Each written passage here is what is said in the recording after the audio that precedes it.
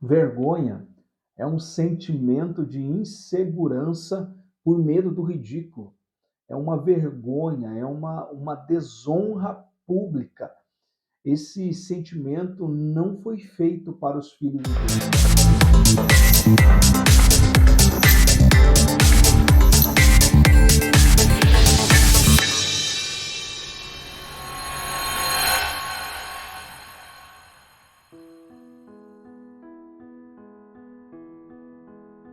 Olá, querido, bom dia! Seja bem-vindo a mais um episódio do programa Fé e Finanças. Estamos no episódio número 21 do programa Fé e Finanças e damos sequência aqui na semana anterior. Nós falamos a respeito de não perder os sentidos espirituais e tivemos como base o capítulo de número 1 do livro de Joel. Esta é uma mensagem que ministramos no final de semana e durante toda a semana nós fortalecemos aqui o conhecimento para aqueles que aprendem conosco, aqueles que fazem parte da nossa família da Quadrangular no Jardim Itália, aqui na cidade de Chapecó. E você que é distante, você que não pertence aqui à nossa comunidade, você pode acompanhar através da internet. Você só não tem a mensagem completa, mas se você acompanha a semana toda, você tem o passo a passo daquilo que nós compartilhamos no final de semana.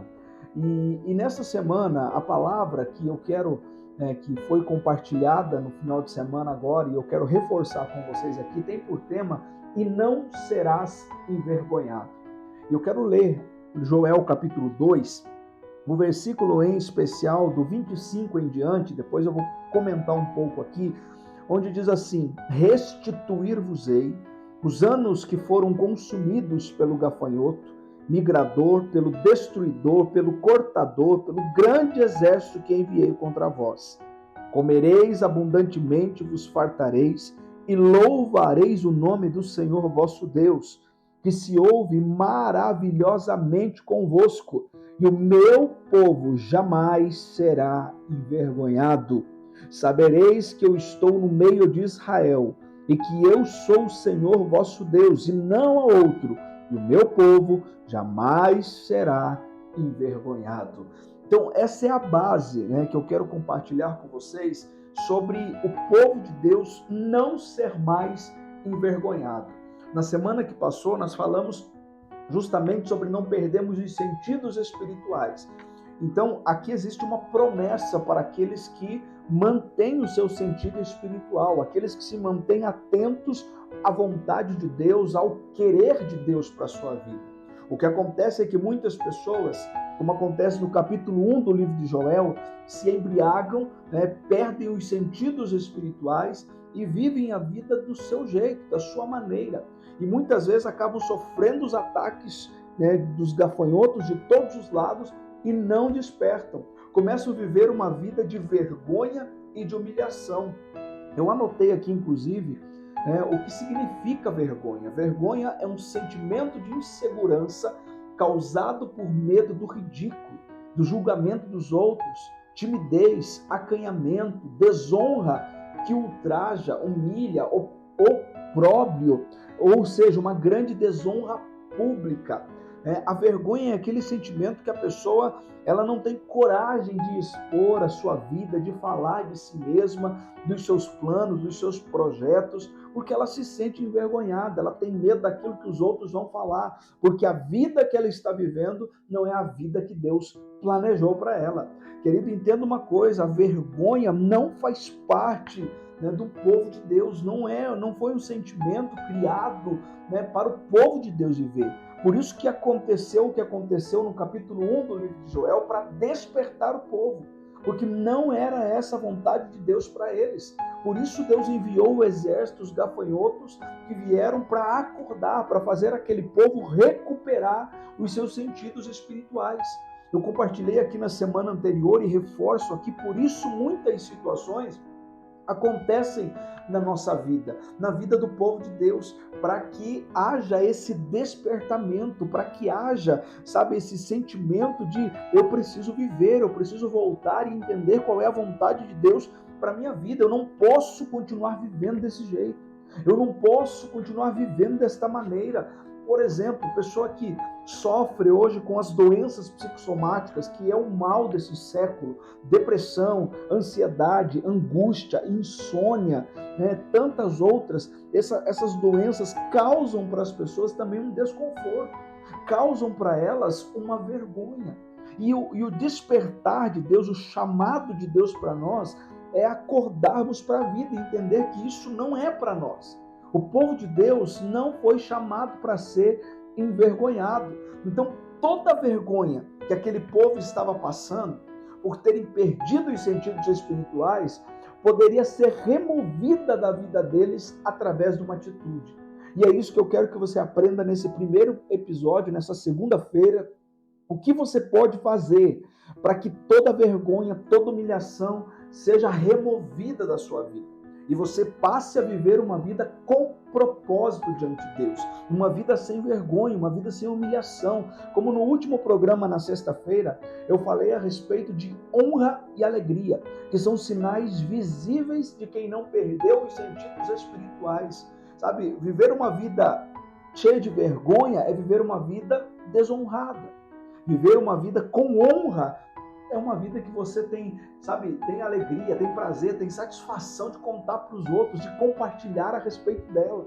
Sabe, as pessoas que se escondem, vergonha tem a ver com timidez. A pessoa se esconde porque ela tem um medo de ser julgada, tem medo de, quando uma pessoa erra, uma pessoa falha, se ela não conhece a Deus, se ela não conhece a palavra de Deus, muitas vezes ela fica presa dentro daquele sentimento, por causa daquela dor, por causa daquilo que ela viveu, por causa daquilo que ela passou.